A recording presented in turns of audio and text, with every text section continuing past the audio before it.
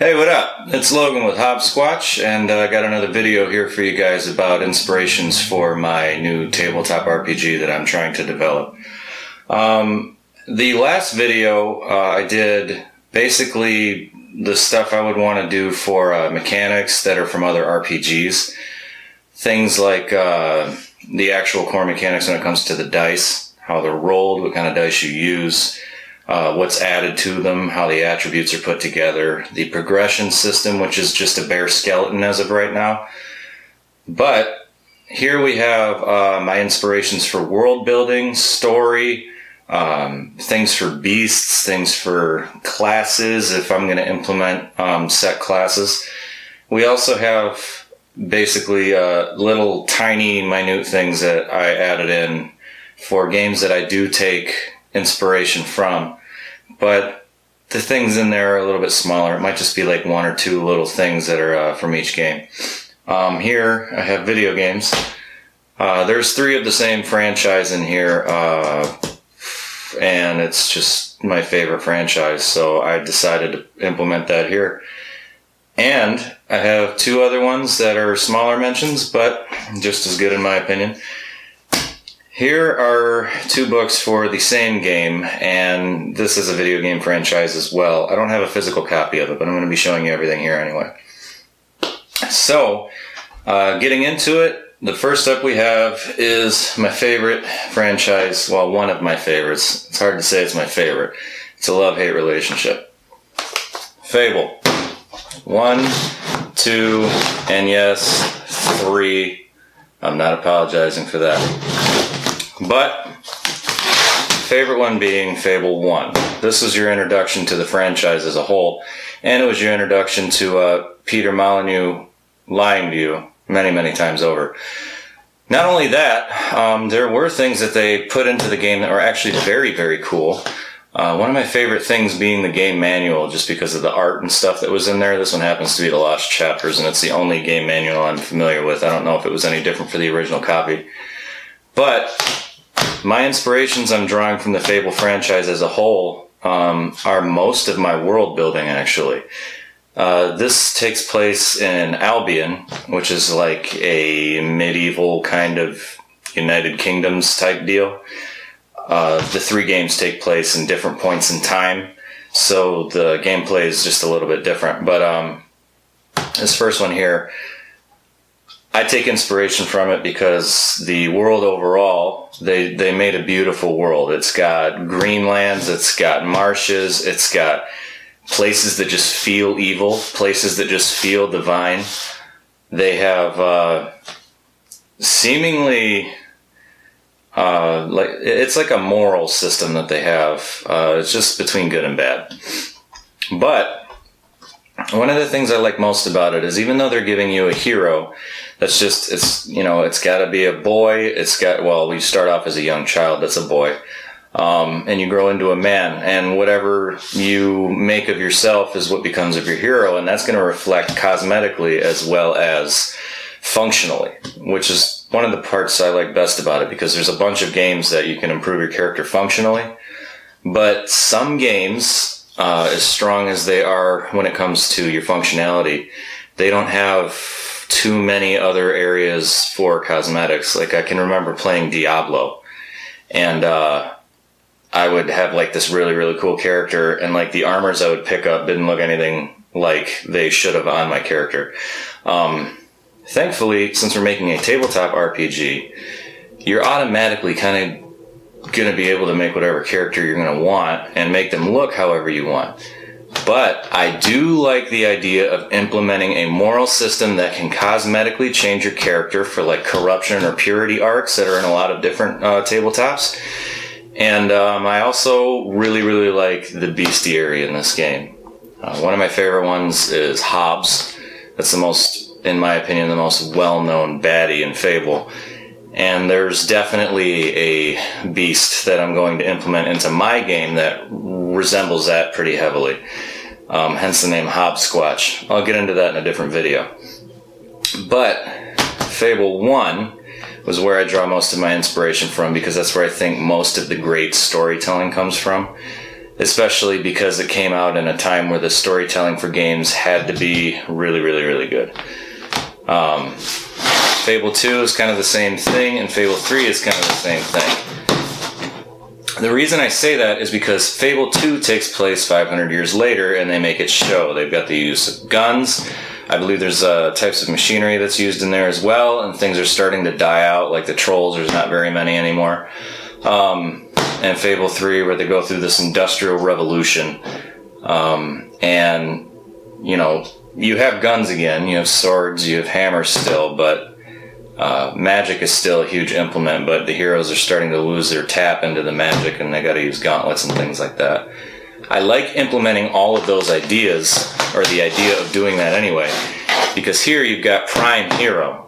He was a hero of heroes. He was the hero when there was a school full of heroes. Then there's one of the only 4 heroes that are known of. And then there's... Oh, I'm sorry, I did that wrong. This is Fable 2. One of the only 4 heroes that are known. Then there's the lone hero, or the only lone hero that's known. There's another one in there, but this is... Everybody knows this guy is the one hero, the hero king, whatever. But I really like that the progression of your character is reflected cosmetically based on if you make good or evil choices. Also, if you're stronger or more skilled, you'll get, you know, more buff, or like you'll be taller if you're more skilled. And if you're magical, you'll have like a glowing aura. And I like those aspects, and I don't want it to be something that a player character technically has to do, but I want there to be an option, maybe a table, maybe just a suggestion table on what you can implement on your character. I think that would be a really good idea. Overall world building, I like how the story runs in that game, how like there's hobs, and the hobs are children that were made from nymphs, and the hobs are basically made from the muck and the mud of the world. All those aspects of that game I just think are really cool. I just really wish that they could have put out 3 games that were what we expected them to be, but I'm not mad about it in any way, shape, or form. The next one I have up here is Kingdoms of Amalur. Kingdoms of Amalur: The Reckoning. It was the only release except for the Xbox One re-release called Re-Reckoning. But the inspiration I would take from this game, I think, is the system that they use with your fate as a character. Everybody has a fate tied to them, and there is a weave of fate in a way that that affects your character on their everything down to their class and like how they operate and what they do in combat, dialogue, everything. Now, I don't know if I want to implement an actual system that ties you to a certain fate, because I think that would make a tabletop RPG, which is supposed to be pretty open-ended. I think that would make it a little too linear. Maybe it wouldn't. I don't like the idea of putting it on paper and keeping it on paper and playing it on paper. What I do like the idea of is possibly implementing the cards that they use. So instead of having a class of character, they have these skill trees that you can invest in. You've got might, finesse, and magic. I think they use magic. Might be willpower. I think it's magic. Anyway, they have those 3 trees that you can invest in, and you can mix them all up any which way you want. And you don't have a specific set class that you have to adhere to. But what you do have is the option to pick these cards, and these cards will basically... If you have so many points in finesse and so many points in might, you might get a card, and I'm going to be wrong about this, but say it's like the Harbinger or something, and that might be might and magic, whatever. It'll be a card that's based off of how many points you have in each skill tree. And it's kind of like you're picking somewhat of a class for your character, but really it's just extra boons and boosts that you can interchange depending on what you have in those skill trees. I want to implement something like that. It's probably not going to resemble Kingdoms of Amalur super, super heavy, but it's definitely where I got the idea to try to do something like that. And I think it's a great idea. I think if I can make it work, it'll be awesome, it'll feel good, and it won't feel limited. That's what I'm hoping for. I don't just want levelless, I kind of want classless, just because I want you to kind of be the budding hero at first, which you can start wherever you want if there's a progression point system. But I tend to be one of those guys that has to start a new character every time because I love seeing the progression. And if I get to see that progression, and instead of having to pick a class and pick a level, and I can just put these points wherever I want, and then wherever the points are, I can take these cards that kind of represent what I've turned my hero into, and there's like a cosmetic flair to it, that would be the perfect game for me, which is kind of why I'm doing this in the first place. But, moving on, another very, very small thing. This isn't just for Oblivion, it's for the Elderscrolls in general. I have a physical copy of Skyrim, but I'm showing this one because next to Morrowind, I'd say it's my favorite one. The Skyrim I liked. I loved that game. It was cool. I think they dumbed it down way too much. Morrowind was actually I think, not just Morrowind, but whichever one was first. It was either Arena or Daggerfall. Those, I believe, were based off of basically playing Dungeons & Dragons campaign on screen. Because all your attacks are based on die rolls, and the way you attack was affected by the positions you were moving in, and it felt awesome in Morrowind. I didn't play the other two before it. But in Oblivion, it's almost just as good. The story is next to none, in my opinion. Like, they did a really good job with the story. They did a really good job with the DLC.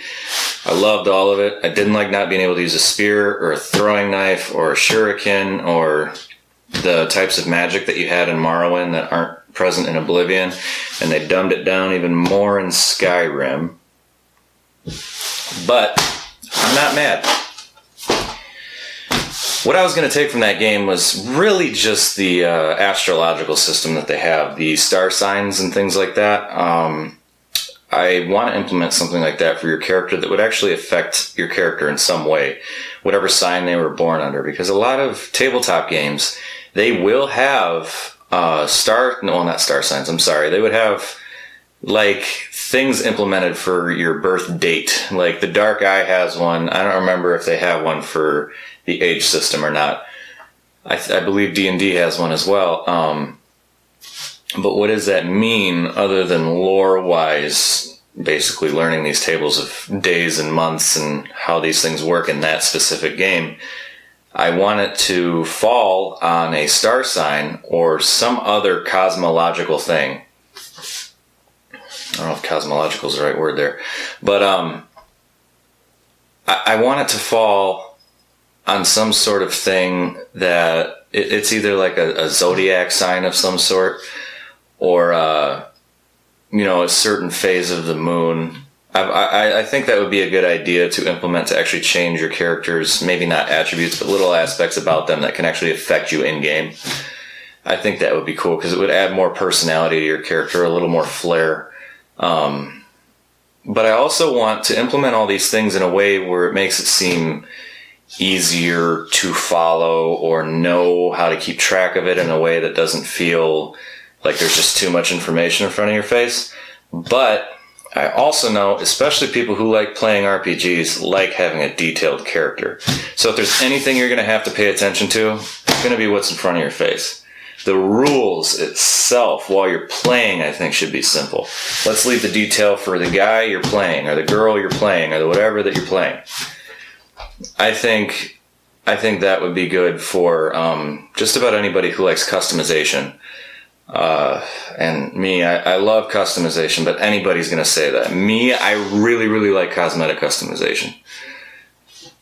Anyway, so the last item I want to move to here is Dragon Age. Now, this is next to Fable for me as one of my favorite franchises. Now, I'm not as well versed in Dragon Age as I am in Fable, but just the story and the way they weave it together and the way that they show you what your character is going to be doing, how important they're going to be, why they're going to be important, all of these other characters that come in and you form relationships with, it does a lot for me. And no matter what I know or don't know about the story, I just can't help but be enthralled with everything that they put out, except for never mind.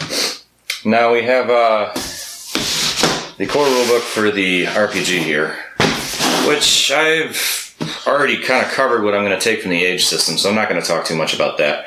But this is just so you kind of get the basic idea of the art style that they use for this. And also, one of the big aspects I want to take from this game, and it's really only a couple things, but there are a couple big things. I want something that's kind of like the Fate in that game, or in this franchise, rather. I really, really like the idea of another dimension, a spirit dimension, something that you would enter through a portal or through a tear in a veil that's just open in space. And when you're there, it's not like Earth to us. Like, gravity and physics don't work the same. You could be walking upside down on a ceiling and not know why. You could meet spirits in the Fade that are just embodiments of emotion, or you could meet demons that they were once embodiments of emotion that became corrupt by becoming too much of whatever that emotion was. Like a spirit of justice could be corrupted into a demon of vengeance. That, I think, is a really cool aspect that I would want to implement into my game. One thing that I didn't really touch on is with Fable. Let's go back to Fable. Hopefully I didn't break it.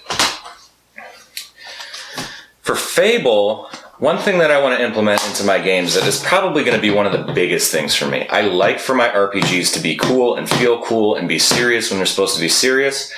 One thing I really like about the Fable franchise is that it is hilarious at a lot of the time. Even when things are supposed to be serious, it'll just throw in a joke here or there.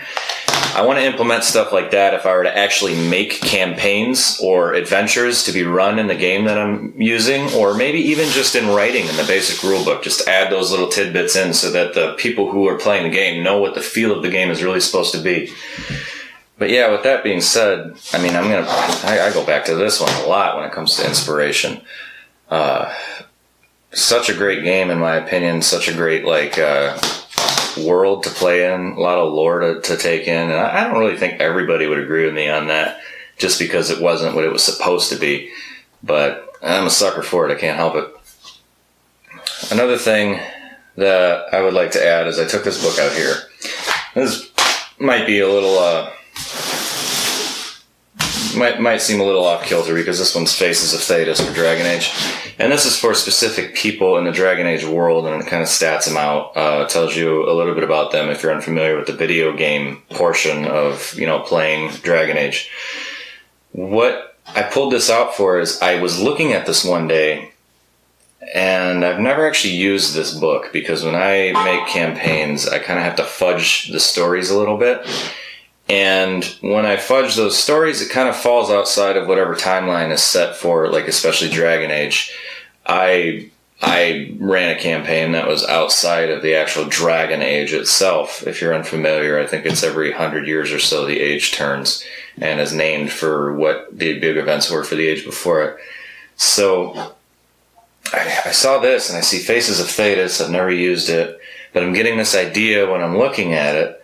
And I see a raven, I see this snake that Dorian's holding, and then Sarah just looks like a demon. I was thinking, what if I maybe one day, not immediately, but I made a supplemental book in the future where I made unique beasts, things that might seem mythological in the world, but people are seeking out actively. I think that would be pretty cool. But that was just an idea I got from looking at this book, and that's why I took it out. Another thing, too, back to Fable. One of the things I like the most about being a GM, playing these games, or even being a player, you can do whatever you want as a player as well, the voices. This game has so many voices that, well, I guess there's a lot of them that are the same voice actor, but to me, they go outside of always being serious. There's a lot of goofy voices in there. So, for instance, if you play Fable 3, you're going to hear a gnome talking smack to you. You're going to be walking by and you're going to hear, "I like to think about puppies, about slowly crushing them." And you think, wow, I immediately want to shoot that thing. And nobody can blame you because the gnome's being dumb. But then they have something called gargoyles in Fable 2, and it's kind of the same thing. But a lot of what you'll hear from like the people you're passing by is just these funny little tidbits they say. You go to the Temple of Shadows, which is like a hub of evil in Fable 2. And guys like, welcome to the Temple of Shadows. Fridays is poker night. And you're like, alright. Thought we were killing people, but cool, I'm down for poker. Or you go into the Crucible, which is like some arena that you go into to basically prove your worth, and there's this little girl who hears some fighting go down and a guy gets slaughtered, and I guess the little girl's name is Gorgoron, and she goes, Gorgoron wants his mommy, and it's just coming out of this little girl. That's one of the funny bits that I like in the series. But those are a basic kind of rough drawing out of what I want to include in this game. But definitely tell me what you guys think. If there's any inspirations that you would have for one of your own games, I would appreciate to hear any input you guys would have on what I'm doing with mine as well. I definitely am open to always taking suggestions. We got the first 2 videos out of the way, and those were for my inspirations for making the game. I think those are important videos, but the meat of this channel is about to come, and it's the next video is actually going to be me working on the game. I'll be talking about what I've been doing in the game, how I'm going to cover me actually working on it. I don't know how I'm going to do that yet, but I want you guys to be able to weigh in on that as well. But the next video will be me talking about the core mechanics of my game and what I'm doing with my game. So you won't be hearing a bunch of other franchises. So I appreciate all the support. I appreciate you guys watching, commenting, liking, subscribing. I had a really good first video, really good first day, and just thank you guys for showing support. Thanks for watching Hobsquatch. I'm Logan. Take it easy.